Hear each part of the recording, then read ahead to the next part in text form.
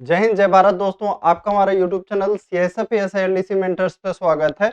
इस वीडियो में हम लोग बात करने वाले हैं आपका कि सीएसएफ एसआईएलडीसी पहले जो आपकी वैकेंसी आती थी और इस बार जो 2023 में वैकेंसी आई थी, तो वहां पे रिटेन यानी कि लिखित परीक्षा में और आपका शारीरिक दक्षता परीक्षा में, यानी आपका रिटेन टेस्ट और फिजिकल स्टैंडर्ड टेस्ट, इन दोनों में क्या किया गया है, संशोधन किया गया है।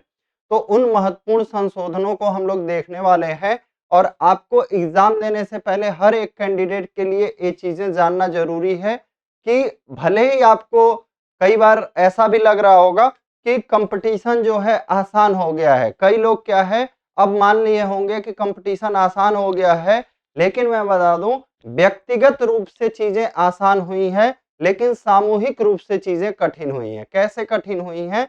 क्योंकि जब फिजिकल आसान किया गया है, तो बहुत से बच्चों ने क्या किया था, जिनका फिजिकल उतना अच्छा नहीं है, उन्होंने एग्जाम को स्किप कर दिया था या नेक्स्ट टाइम के लिए अपना सोचा था कि चलो अब हम नेक्स्ट टाइम दे देंगे, नेक्स्ट टाइम फिजिकल आसान है तब दे देंगे। ठीक है, तो आपको फ्रेंड्स मैं बता दूं, चलिए स्टार्ट करते हैं। तो पहले हम एक ओवरव्यू करेंगे 2022 की वैकेंसी का, जो अभी आपका मेडिकल चल रहा है, तो 2022 की वैकेंसी का ओवरव्यू करते हैं।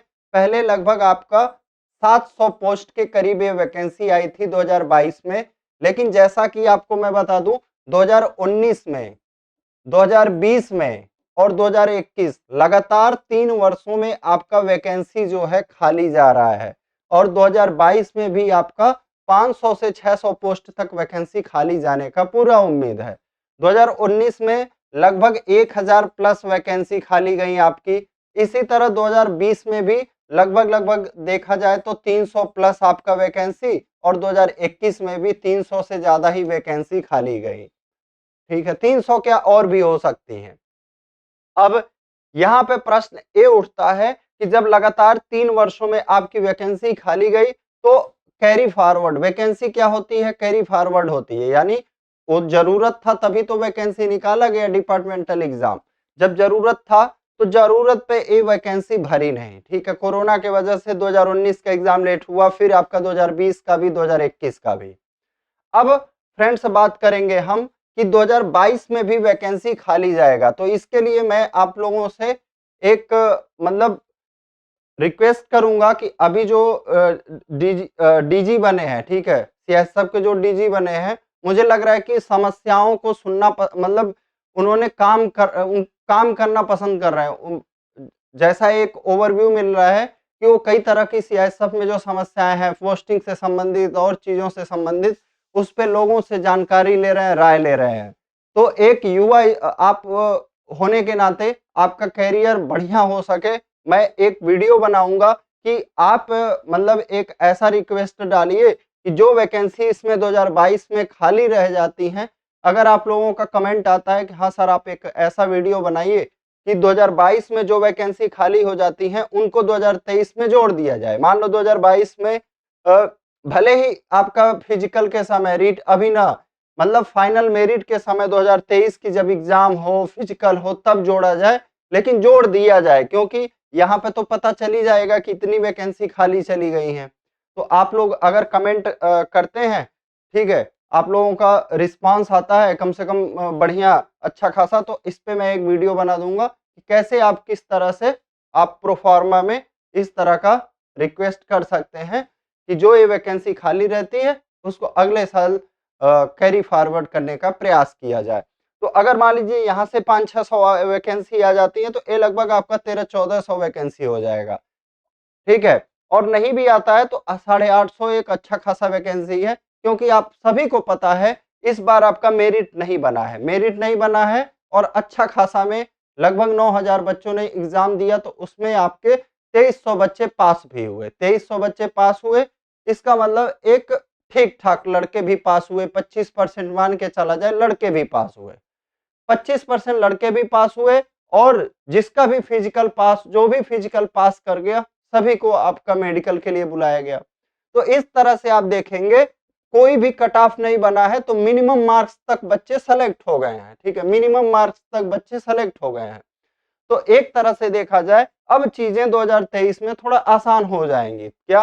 2023 में थोड़ा आसान हो जाएंगी क्योंकि 2022 में पूरा आपका 2017 के बच्चे थे और ठीक है। अब हम लोग बात करते हैं 2023 में क्या-क्या संशोधन किया गया है। तो पोस्ट आपके 836 वैकेंसी है।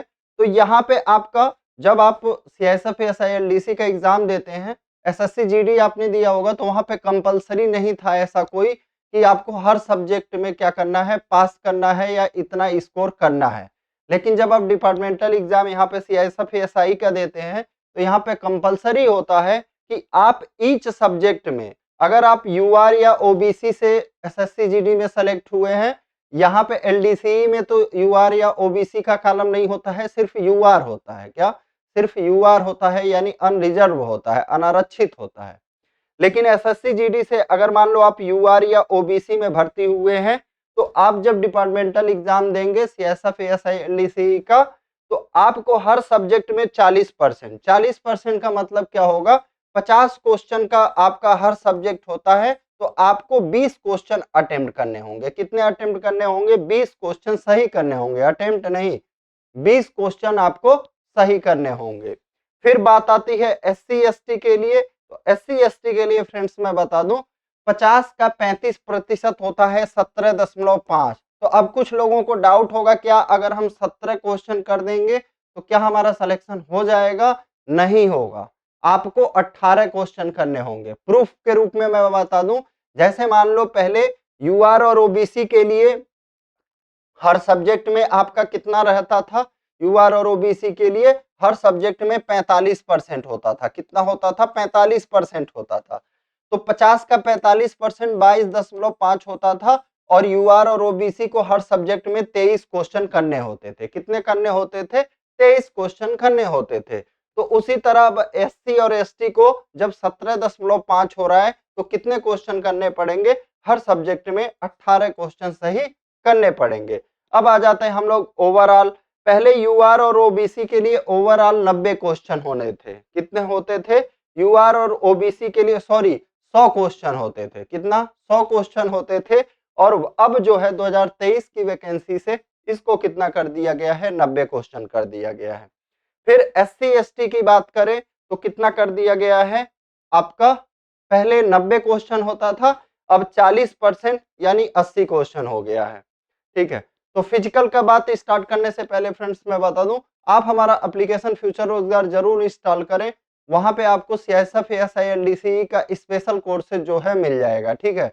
इंग्लिश के लिए इसी वजह से मैंने स्पेशल एक लोग को टीचर को लगाया हुआ है ताकि वो बढ़िया से इंग्लिश को कवर करा सकें। ठीक है। आपका तैयारी में कोई दिक्कत ना आए इस वजह से इंग्लिश के लिए मैंने अलग से, और उन्होंने हर एक चैप्टर को बकायदा आपका पढ़ाया हुआ है। ग्रामर उन्होंने खत्म कर दिया है, वोकैब भी आपका प्रयास रहेगा दिसंबर में वोकैब खत्म करके फिर आपको जनवरी से जो है क्या किया जाए, प्रैक्टिस कराया जाए। ठीक है। इंग्लिश का वो प्रैक्टिस कराएंगे, मैथ का मैं कराने लगूं। ठीक है। फिर रीजनिंग और हिंदी साथ, रीजनिंग और आपका जीके। ठीक है। सीएसएफ एक्ट एंड रूल को पूरा दिसंबर में खत्म कर देंगे। सीएसएफ एक्ट एंड रूल को दिसंबर में खत्म कर देंगे, उसका टेंशन नहीं लीजिएगा। ठीक है। सीएसएफ एक्ट एंड रूल आपका दिसंबर में खत्म हो जाएगा।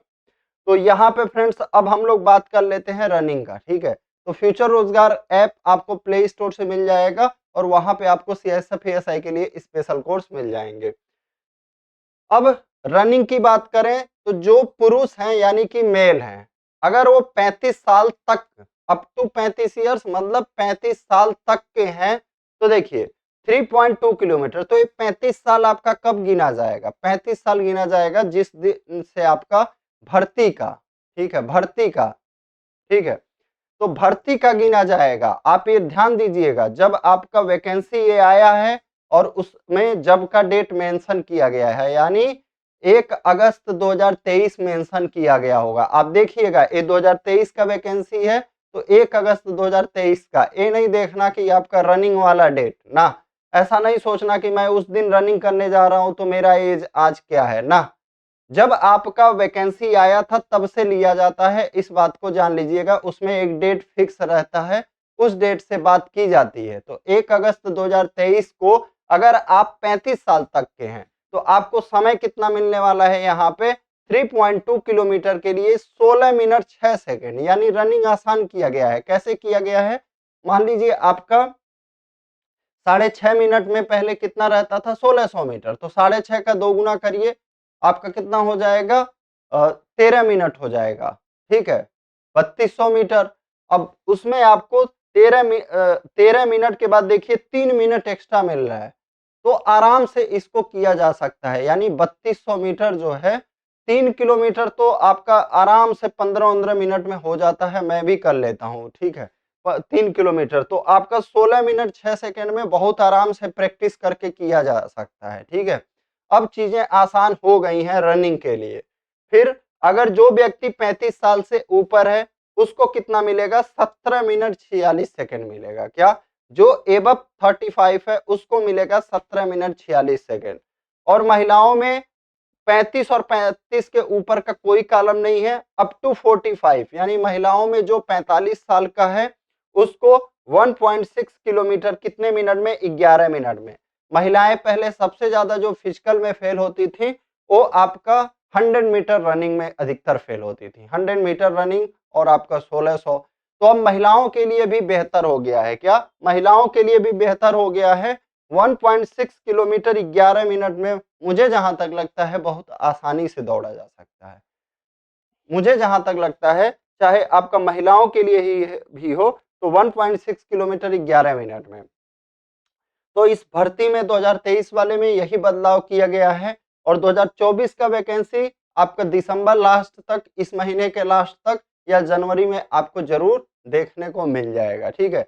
1 अगस्त डेट रहता है लेकिन अभी तक वैकेंसी नहीं आया है, लेकिन मुझे जहां तक उम्मीद है कि 2024 में आपका वैकेंसी देखने को मिल जाएगा। तो आप हमारा एप्लीकेशन पे जरूर जुड़ सकते हैं, फ्यूचर रोजगार ऐप इंस्टॉल करिएगा और हमारा जो टेलीग्राम चैनल है CSF ASI LDC मेंटर्स, क्या नाम है उसका, CSF ASI LDC, जो यूट्यूब चैनल का नाम है, इसी चैनल के नाम से आपका टेलीग्राम चैनल भी है। तो उस टेलीग्राम चैनल को जरूर ज्वाइन करें ताकि जो भी इंफॉर्मेशन और जो भी आपके काम का वीडियो रहे आपको मिलता रहे। तो जय हिंद, जय भारत। इस वीडियो को आपसे रिक्वेस्ट रहेगा शेयर करिएगा ताकि सभी को सही जानकारी मिल सके।